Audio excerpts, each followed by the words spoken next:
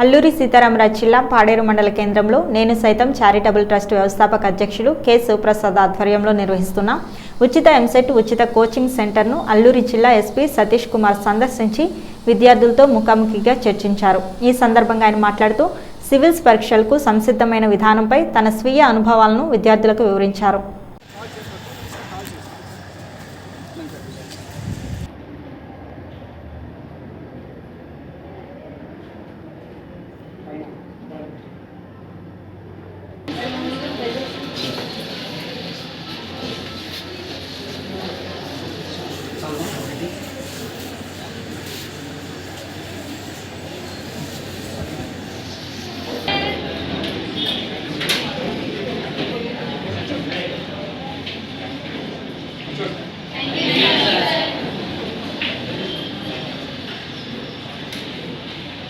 Good morning, students. Sir Satish గారు, sir SP గారు, మన అల్లూరి సీతారామరాజు జిల్లా ఎస్పీ గారు సార్ మీ అందరు కూడా ఆల్ ది బెస్ట్ చెప్పండి, బెస్ట్ విషెస్ తెలియజేయడానికి నేను రావడం జరిగింది. సార్ మీతో 2 నిమిషాలు మాట్లాడతారు. ఇది లాస్ట్ డే పడింది కాబట్టి ఒకసారి సార్ మీకు అక్కడ విషయం చెప్పాలని మీరు వచ్చారు.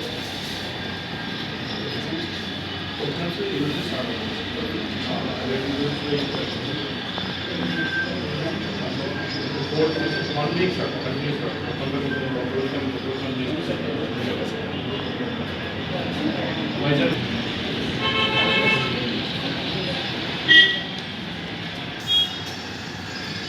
Good morning. So, అందరూ రెడీగా ఉన్నారా? ఓకే.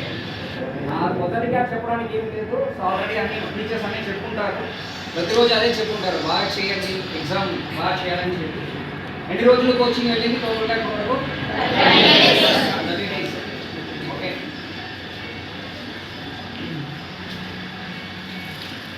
కాంపిటీషన్ బాగుంటాయి. ఓకే. సో మీరు ఇక్కడ ఎంతమంది చూస్తున్నారు? జస్ట్ ఇక్కడ ఒక 200-250 అప్రాక్సిమేట్లీ 350. అంటే ఓవరాల్ మీరు రాష్ట్రాన్ని చూసారంటే ఇంకా చాలామంది రాస్తారు, కరెక్టే కదా? సో ఇది మీరు కాంపిటీషన్ గ్రూప్ కాదు, ఇది కాదు మీరు కాంపిటీషన్ గ్రూప్. ఇంకా మీకు కాంపిటీషన్ బయట చాలా ఉంటాయి. సో మీరు ఇప్పుడు వరకు కొంతమంది సిన్సియర్గా ప్రిపేర్ చేసి ఉండొచ్చు, కొంతమంది సిన్సియర్గా ప్రిపేర్ చేసి ఉండకపోవచ్చు. ఓకే. సో మీకు ఏ పొజిషన్ ఉన్నారని మీకు తెలుసు. కాకపోతే ఎగ్జామ్ ఎల్లుండి నెక్స్ట్ 4 days అనేది ఇప్పుడు వరకు మీరు ఎంత దూరం ప్రిపరేషన్ చేశారో దానికన్నా ఎండ్ రిజల్ట్ అక్కడ ఉన్న ఆ 4 daysలో ఉంటాయి. ఎంత దూరం రివిజన్ చేస్తారో, ఎంత దూరం ట్రై చేస్తారో, ఇవన్నీ ఆ 4 daysలో మీరు ఎలాగ ఎగ్జిక్యూట్ చేస్తారో అక్కడ ఉంటాయి అన్నమాట. ఓకే. ఇప్పుడు నా స్టోరీని ఎగ్జాంపుల్గా చెప్తాను. ఓకే. నేను సివిల్ సర్వీస్ ఎగ్జామ్ అంటే తెలుసా? ఇప్పుడు కలెక్టర్ సార్ ఉన్నారు, ఇప్పుడు ఎస్పీ ఉన్నాము, ఐఏఎస్ ఐపీఎస్ అందరూ ఆ ఎగ్జామ్ ద్వారా వస్తారు. దాదాపు 9 లక్షల మంది అప్లై చేస్తారు.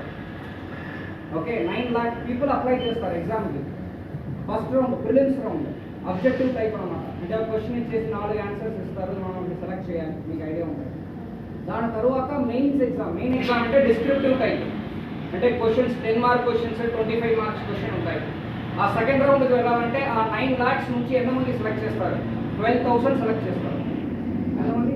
12,000. 9 lakhs ఎక్కడ ఉంది, 12,000 ఎక్కడ ఉంది? మళ్ళీ నెక్స్ట్ రౌండ్ ఇంటర్వ్యూ. ఓకే. ఆ 12,000 నుంచి మళ్ళీ 2,800 మెంబర్స్ని సెలెక్ట్ చేస్తారు. ఓకే. ఆ ఇంటర్వ్యూలో ఆ 2,800లో ఓన్లీ 1/3 సెలెక్ట్ చేస్తారు. అంటే 750 to 760 మెంబర్స్ సెలెక్ట్ చేస్తారు. అంటే మీరు 9 lakhsలో సెలెక్ట్ అయ్యి 9 lakhs నుంచి స్టార్ట్ చేసి మీరు ఎక్కడి నుంచి ఎండ్ అవుతారు? 760 మెంబర్స్లో మీరు ఎండ్ అవుతారు. దాంట్లో సివిల్ సర్వీసెస్లో టోటలీ 21 కోర్స్ ఉన్నాయి. మనకు తెలిసినది ఏంటి? ఐఏఎస్ ఐపీఎస్ తప్ప మనకి ఏమి తెలియదు. యాక్చువల్లీ ఇండియన్ ఫారెస్ట్ సర్వీస్ ఉంది, ఇండియన్ రెవెన్యూ సర్వీస్ ఉంది, ఇన్కమ్ ట్యాక్స్ కస్టమ్స్ అంటారు, ఇండియన్ రెవెన్యూ సర్వీస్ ఉంది, ఇండియన్ ఇన్ఫర్మేషన్ సర్వీస్ ఉంది, ఇండియన్ పోస్టల్ సర్వీస్ ఉంది. అలాంటి 21 కోర్స్ ఉన్నాయి. మీకు ఐఏఎస్ ఐపీఎస్ రావాలంటే ఫస్ట్ 400 లోపలికి రావాలి. ఆ 800 నుంచి మళ్ళీ ఫస్ట్ 400 లోపలికి వచ్చారంటేనే ఐఏఎస్ ఐపీఎస్ దొరుకుతాయి, లేకపోతే అది దొరుకుతుంది. యాక్చువల్లీ అంటే ఇది ఒక చిన్న ఎగ్జాంపుల్. మీకు ఇప్పుడే లైఫ్ స్టార్ట్ అవుతుంది. మీ లైఫ్ ఎలాగా ఫిక్స్ చేయాలన్నది మీ చేతిలో ఉంది. ఓకే, సో ఎగ్జామ్స్ని బాగా తీసుకోండి. ఇది ఒక మంచి ఆపర్చునిటీ. ఇప్పుడు మీరు అబ్బాయి మాట్లాడినప్పుడు ఒక ఫ్రీ కోచింగ్ ఇచ్చి మన వాళ్ళు ఇద్దరు కష్టపడి ఒక ఫ్రీ అంటే ఇక్కడ నేను చాలా ప్రోగ్రామ్స్ చేశాను కాబట్టి చెప్తున్నాను. నేను ఏఎస్పీ చింతపల్లి చేస్తాను, మళ్ళీ ఓఎస్డీ చేస్తాను, ఈ ప్రేరణ ప్రోగ్రామ్ స్ఫూర్తి అని మేము చేస్తున్నాము. అంటే ఒక ఫ్రీ కోచింగ్, ఇంతమందికి free coaching, food, free stay ఇవన్నీ పెట్టి అన్ని టీచర్స్ని ఫిజిక్స్, కెమిస్ట్రీ, మ్యాథ్స్ అన్ని టీచర్స్ని తీసుకొని వచ్చి నేర్పించడం అనేది అంత ఈజీ కాదు, యాక్చువల్లీ వెరీ టఫ్. అదేవిధంగా మీరు కూడా ఈ అవుట్ సైడ్ కాంపిటీషన్లో మీరు కంపీట్ చేస్తున్నారు కాబట్టి ఇది ఒక ఆపర్చునిటీగా, అందరికీ ఈ ఆపర్చునిటీ దొరకదు. సో మ్యాక్సిమం ఇక్కడ ఉన్న ట్రైబల్ ఏరియాస్లో ఉన్న వాళ్ళందరూ మీరు ఉన్నారు.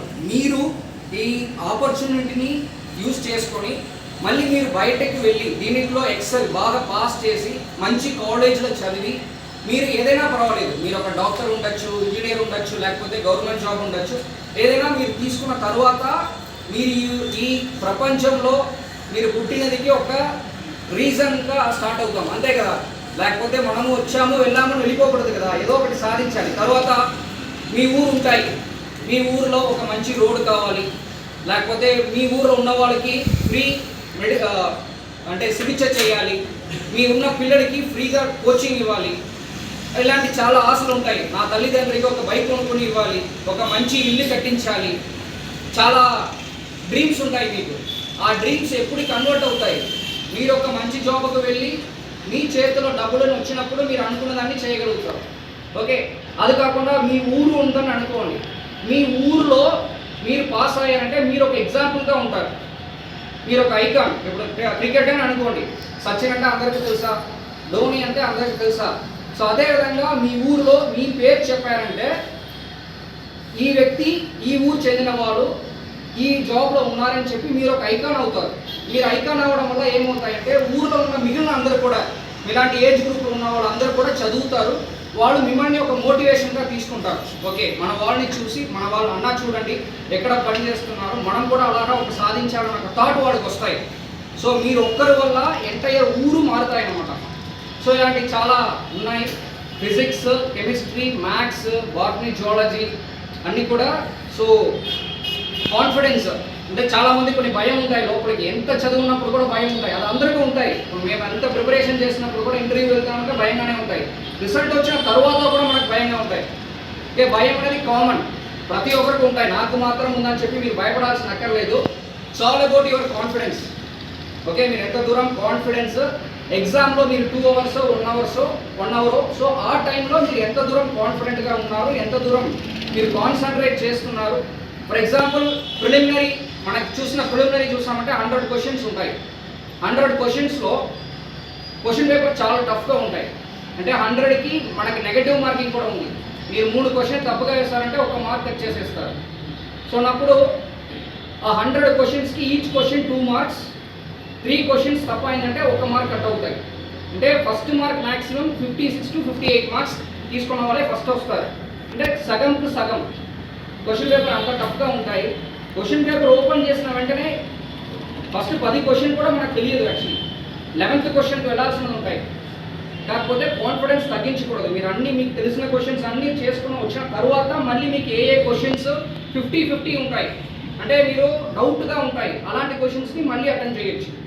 సో మీరు మనకు ఒక క్వశ్చన్ కూడా తెలియట్లేదు, ఫస్ట్ 5 questions మనకి ఏం తెలియట్లేదు, మళ్ళీ ఎలాగా చేస్తాము, పాస్ అవుతాం అన్న కాన్ఫిడెన్స్ వెళ్ళిపోయిందంటే మీరు అప్పుడే ఓడిపోయినట్టు. ఓకే, సో ఆ కాన్ఫిడెన్స్ని తగ్గించకుండా క్వశ్చన్స్ మీకు తెలియకపోయినప్పుడు కూడా మీరు మళ్ళీ తెలిసిన క్వశ్చన్ అన్నీ ఆన్సర్ చేసుకుని వచ్చిన తర్వాత మళ్ళీ వెనక వచ్చి మీకు 50-50 ఉన్న క్వశ్చన్స్ నెగటివ్ మార్కింగ్స్ ఉన్నాయి, ఇంకా హ్యాపీ కదా. ఏముంది నెగటివ్, ఫస్ట్ మీకు కాన్ఫిడెన్స్ ఉన్న క్వశ్చన్స్ అన్నీ ఎక్కువ టైం స్పెండ్ చేయండి. ఫర్ ఎగ్జాంపుల్ 100 questions ఉందంటే మీకు కాన్ఫిడెంట్గా ఉన్న క్వశ్చన్స్ ఒక 60 questions ఉంటాయి. ఫస్ట్ దానికి మీరు ఎక్కువ టైం ఇవ్వాలి, ఎందుకంటే మీరు ఎంత దూరం మీకు చదివిన దీనికి ఎక్కువ కాన్సన్ట్రేషన్ అవుతారో ఆ క్వశ్చన్ ఖచ్చితంగా మీకు 100% కరెక్ట్ అవుతాయి. దాని తర్వాత మీకు 50-50 ఉంటాయి, అంటే కరెక్ట్గా ఉండొచ్చు ఉండకపోవచ్చు. నెక్స్ట్ ఆ క్వశ్చన్స్ ఒక 20 questions ఉందంటే దాని క్వశ్చన్స్కి ఎక్కువ టైం ఆలోచించి ఆన్సర్ చేయాలి.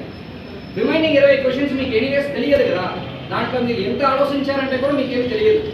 ఓకే, అప్పుడు ఏమి చేయాలి, లాస్ట్ 10 minutes 15 minutes ఉన్నప్పుడు ఆ 20 questions కూడా మీరు ఏదో ఉన్న వరకు మీరు దాన్ని కూడా ఫిల్ చేయాలి. ఎప్పుడు కూడా మీరు ఇన్కంప్లీట్గా వదిలేసి రాకూడదు. మీరు నెగటివ్ మార్కింగ్ లేదు కాబట్టి ఈవెన్ ఆ 20 క్వశ్చన్స్లో మీకు 10 క్వశ్చన్స్ కరెక్ట్ అయిందంటే కూడా మీకు కట్ ఆఫ్ క్రాస్ చేస్తారు. ఓకే, ఇదన్నీ చిన్న చిన్న టెక్నిక్స్. ఓకే, సో దాన్ని ఫాలో చేయండి. Really I have to thank sir for అంటే ఆర్గనైజింగ్ సచ్ అంటే ఇలాంటి ఆపర్చునిటీస్ ఇవ్వడం అనేది అన్ని రీసెంట్ టైమ్స్లో స్టార్ట్ అయింది. ఇలాంటి పిల్లలు ఒక ఇక్కడే కోచింగ్ లేకపోతే మీరు ఎగ్జామ్కి డైరెక్ట్గా వెళ్తారు కదా, ఏముంటాయి ఇప్పుడు మీరు ఈ 30 రోజులు మీరు నేర్చుకునేది కూడా ఏం తెలియదు మనకి యాక్చువల్లీ. దానివల్ల యూస్ ఏం లేదు. సో ఇది యూస్ చేయండి. నా 100% నమ్మకం ఉంది. అట్లీస్ట్ ఈ 350 మెంబర్స్లో నా ఆశ ఏంటంటే అందరూ 350 మెంబర్స్ కూడా పాస్ అవ్వాలి. ఓకే, మంచి మంచి కాలేజెస్కి వెళ్ళాలి. సో ఖచ్చితంగా ఇంకొక సక్సెస్ఫుల్ మీట్లో మళ్ళీ ఇంతమంది పాస్ అయ్యామని చెప్పి సక్సెస్ఫుల్ మీట్లో కూడా మళ్ళీ కలుస్తాము. సో అందరికీ all the best. Wish you